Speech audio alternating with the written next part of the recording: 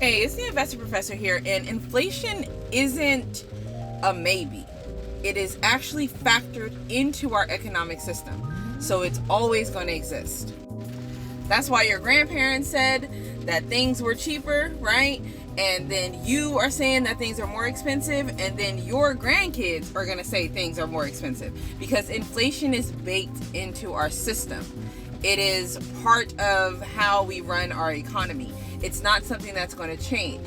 Now, the government wants to put a 2% annual inflation rate. That's what's considered healthy and manageable inflation.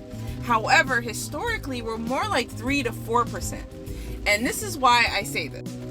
Now, let's say you've come into $500,000 in money, right? You're like, woohoo! You have two choices, right? You either spend it, right, and cap it. So when you spend it, you spent it, it is affected by the current inflation rate. Or you can try to save it and invest it. Now, you're doing that because your money sitting is getting eaten up by inflation every day, because that's how the system works. So that same $500,000 that you got today would have been, $750 buying power to your grandparents, and probably going to be $250 buying power to your grandkids. Sorry, the other way, grandparents and grandkids.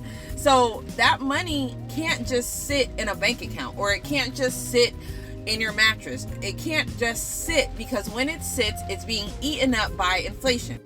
There's not a single person on this app, on any app, that can tell you they can stop inflation.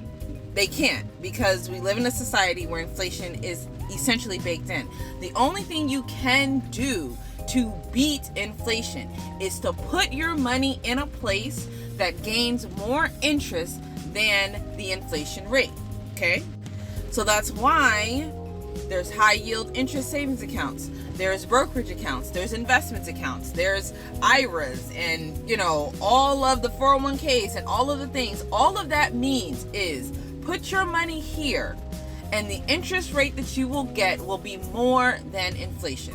Now, more meaning could be 1% more, could be 0.25% more, it could be 3% more, it could be 10% more. It depends on the vehicle that you put your money in, but your money has to be driving somewhere. If your money is sitting parked, it's losing.